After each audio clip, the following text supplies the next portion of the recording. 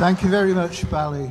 And I should just mention, we will be having a bucket collection as you leave at the end, and we're going to split that in two ways equally. The money that people have paid for tickets or when you came in, that covers the cost of tonight's meeting comfortably, and the surplus of that will be going to help set up when we can officially set up a branch of the new party locally. So that money will be used for that. But we're also going to have a bucket collection at the end. If you've got your change, or we have got card readers, and we're going to split that 50-50 between Medical Action for Palestine that Bally's just mentioned and the Birmingham Bin Strikers Fund.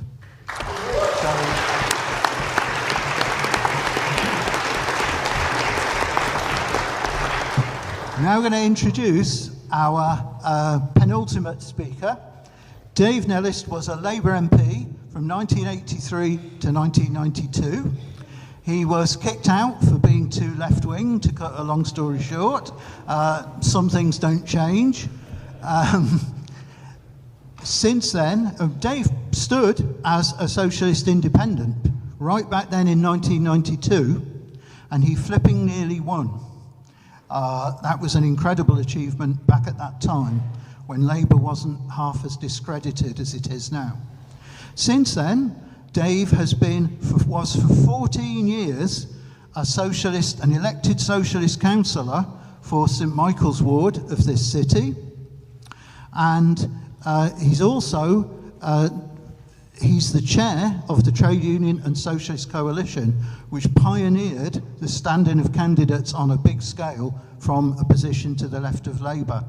Dave's also finally been very involved in trying to get trade unions and trade union activists to push their unions to disaffiliate from Labour and move towards the new party. Notably, having a meeting of an online meeting of some 1,300 trade unionists, which both Jeremy Corbyn and Zara spoke at. That was in July. So Dave's played a massive role in all these things. And welcome to Dave, the one, the only, the legendary Dave Nellist.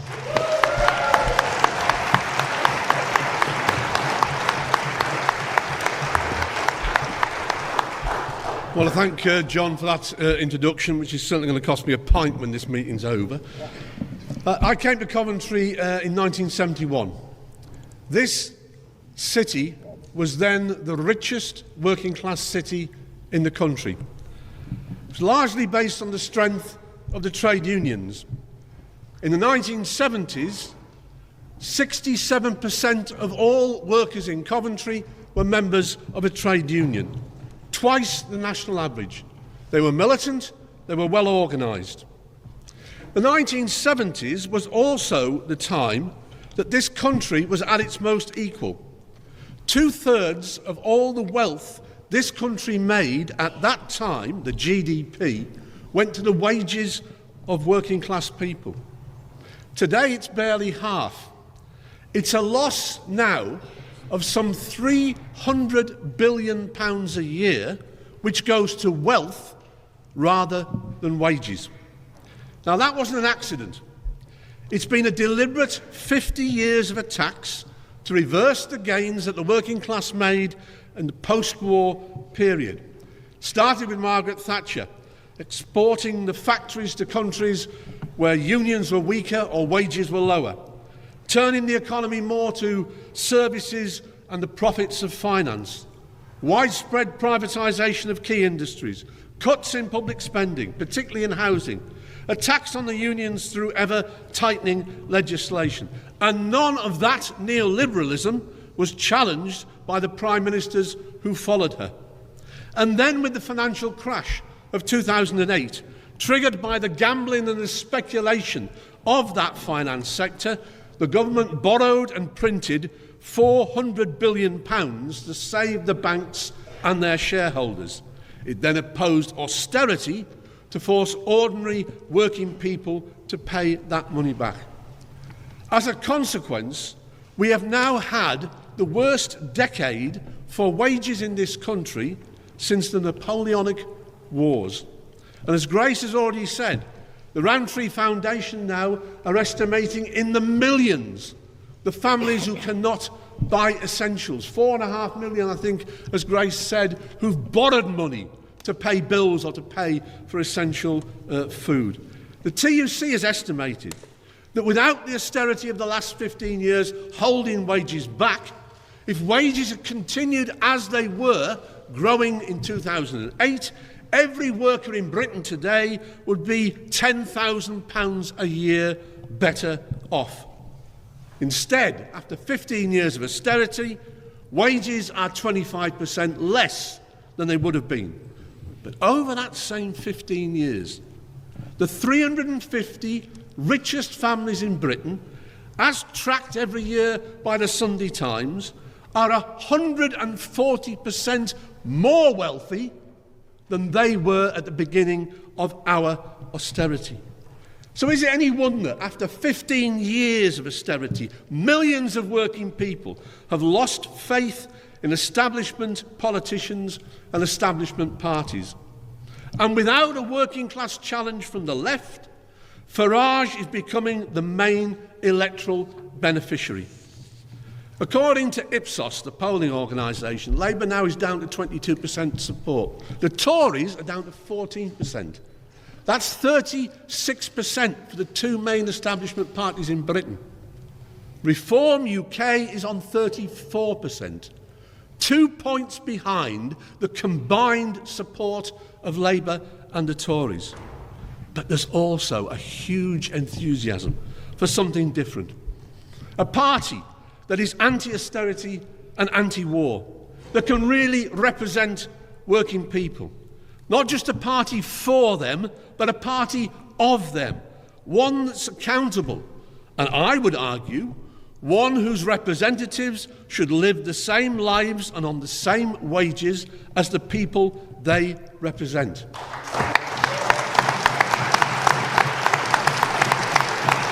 In the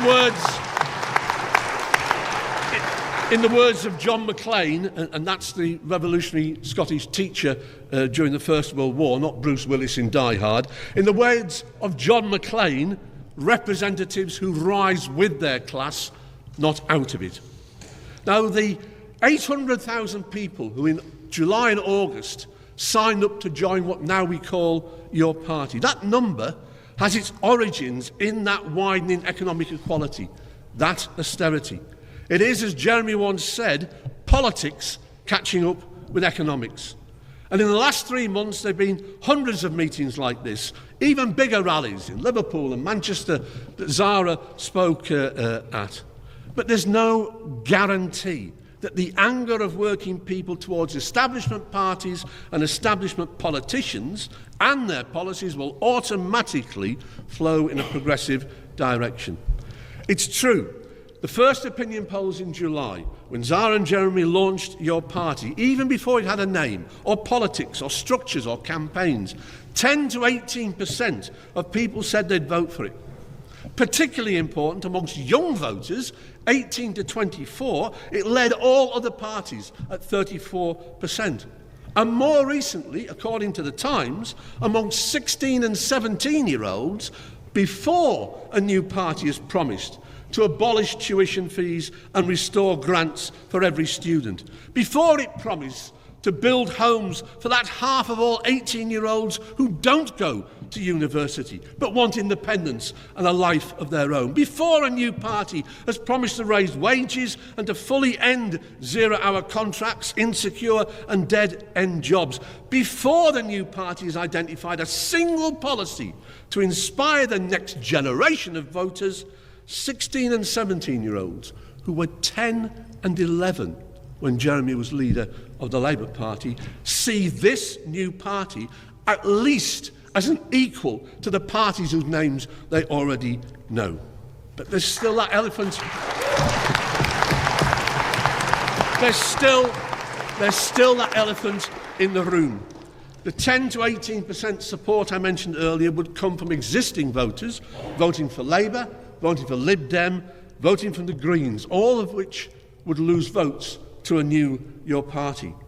But the same polls show Reform UK largely untouched.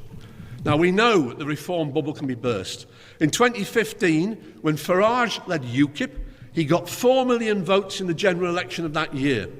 2 years later, in the general election of 2017, when Jeremy was leader and Labour was seen to have radical socialist policies that would materially change the lives of ordinary working people, new investment and an end to privatisation of health, new investment in education and in council house building, scrapping tuition fees and student debt, raising the minimum wage, welfare and pension benefits, restoring public ownership to water, gas, electricity, rail and Royal Mail, all the things that we could adopt as a starting point for the programme of the new Your Party.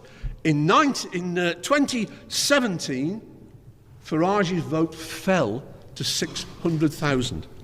1 million people who voted Farage in 2015 voted Labour in 2017, when they saw a serious party challenging the inequality of this country. And we can do that again, but time isn't on our side. Next May's elections are a crucial stage in the fight to win mass support for a socialist alternative. 6 months ago, there were 2,000 council seats in England up for election, and Reform won 700. Next year, there's nearly twice as many seats, as well as elections for the Welsh Senate and the Scottish Parliament. Unchallenged, Reform could have 2,000 councillors in 6 months' time. In many places, London and Birmingham being the biggest examples, all councillors are up. For the next 4 years, there are no more elections, so what Reform gains next May, it holds to beyond the next general election, giving Farage's right-wing views, poisoning politics, a much wider platform than even he has at the moment. And in Coventry, all 54 seats are up next May. In Warwickshire, possibly Nuneaton and Berwick and Rugby. I say possibly because there's 66 councils in England who are part of a reorganisation strategy, and we still don't know which one of them are definitely going to have elections next May. But in Coventry, we must defend Grace's seat in Westwood and return her to the council.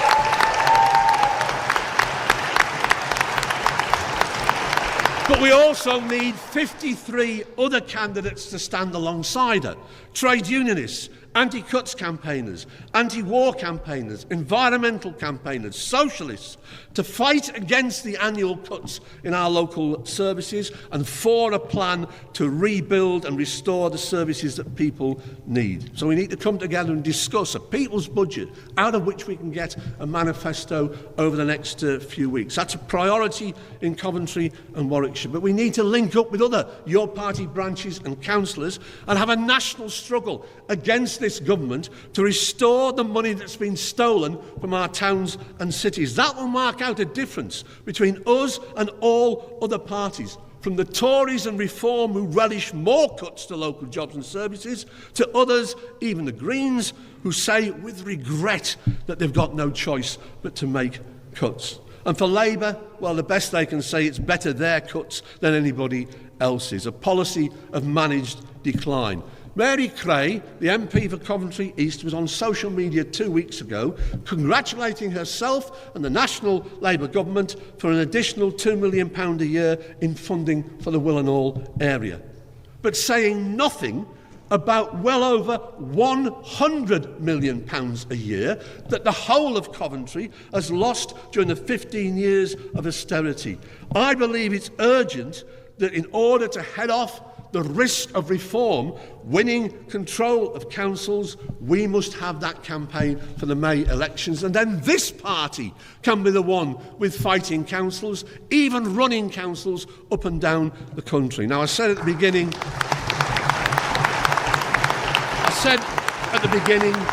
this was once the richest working class city in the country, but what do we have now? We have people sleeping in shop doorways and begging for money outside all our supermarkets. We've got parks and streets that are no longer regularly maintained. We've got hardly any youth clubs or youth workers. In fact, 60% of all council-run youth clubs have closed in the last decade. We've got 14 food banks in Coventry, but not enough social workers to help families long term, or the jobs and decent wages that can help people climb out of poverty. There's hardly any half-term or summer holiday activities for children at school. We've got increased charges on 16 to 18-year-olds with disabilities just to get on a bus to go to school. We've got a 50% increase in the charges for new residents living with dementia in council PFI homes. And we've got probably the most expensive PFI hospital in the whole of the country. Walsgrave Car Park makes £8 million a year profit from the staff and the families of the patients, and not a penny of that goes to the NHS. It all goes to the shareholders of PFI. PFI is a national scandal. We need a party to renationalise the NHS, drive out profit made from illness, extend ownership into pharmaceuticals and medical equipment manufacturers. We need to inspire people with socialist change. Now, what I want to finish on is this.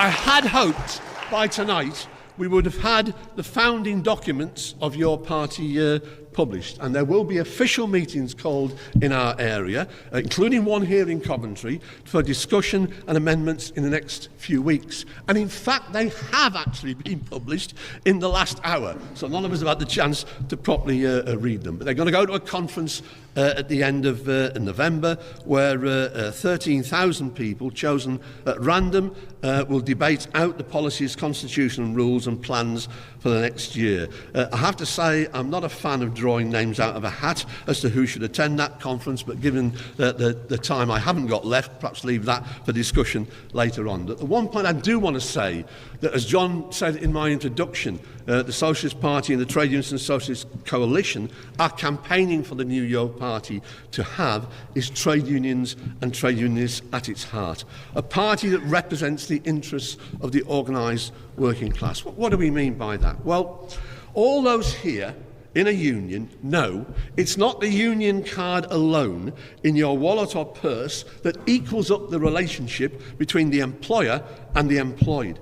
It's that the employer knows that if she or he doesn't deal fairly with workers, workers can act together to change that employer's mind. They can take industrial action, like the bin workers are doing in Birmingham. And politics is the same. It's not the individual, private or moral views that we hold that give us strength. It's the political organisation of our numbers. The working class in this country is 90% of the population. Not all of them are workers in the sense of actually being at work. Some can't work because of age or infirmity, or because the workplace is imperfectly adapted to enable them to do so. Some aren't in work because of caring responsibilities, but they're still part of the 90% majority in this country, that class in the population that doesn't own the means to make a profit, but has to sell its labour power in order to get a wage. 6.5 million of those are in trade unions. That's the largest voluntary organisations in this country. And we need to put them, their resources, their members, their structures and their power at the heart of this party. We need the fullest democracy in this new party, the ability for every voice to be heard. That means in individual local members' branches, every person having a voice and a vote, especially for candidates in local campaigns. Then when we get to a district level, and certainly at a regional and national level, we need a delegate structure to represent those members, but also to allow the affiliation of organisations such as trade unions, existing community groups such as the several that have grown up and been built recently around newly independent councillors, campaigns on housing such as Shack and Acorn, campaigns on the NHS and on the environment, and also a home for all socialists and their groups and their parties who bring experience and ideas in fighting to change society, something I know Zara wrote about in Tribune last week. So to finish, we live in the 6th richest country on the planet. Let's say every town and city there are people sleeping in shop doorways. House prices are 8 to 10 times the wage of a 20-year-old, pushing home ownership out of reach. Rents are uncapped. Landlords profit. Getting a degree at Coventry or Warwick University costs £90,000 in debt. Libraries are understaffed. NHS is overstretched, streets are dirty, parks are unkempt, there's hardly any youth clubs. And not one of those things is the fault of a few thousand desperate people coming here across the channel in rubber.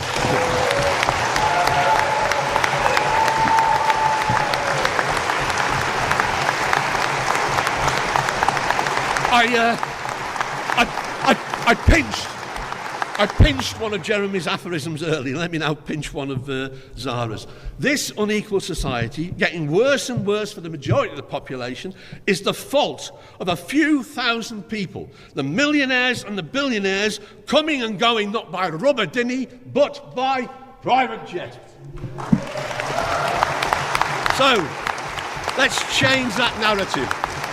Let's change the narrative that blames the most recent arrival to these shores and instead put the blame on the unfair, unequal, capitalist society that's organised for the benefit of the 1% of liquid millionaires, not the vast majority of the population. 400 years ago, in the English Civil War, the forerunners of the trade unions and of our socialist movement were the levellers and the diggers.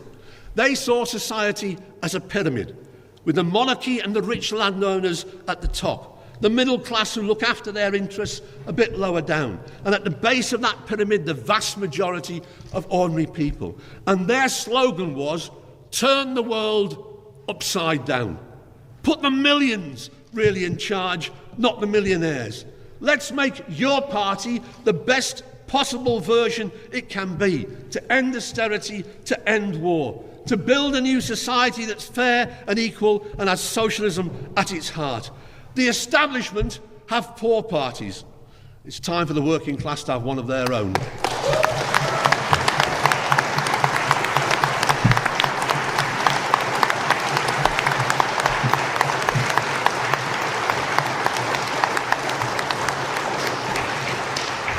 Thank you very much, Dave.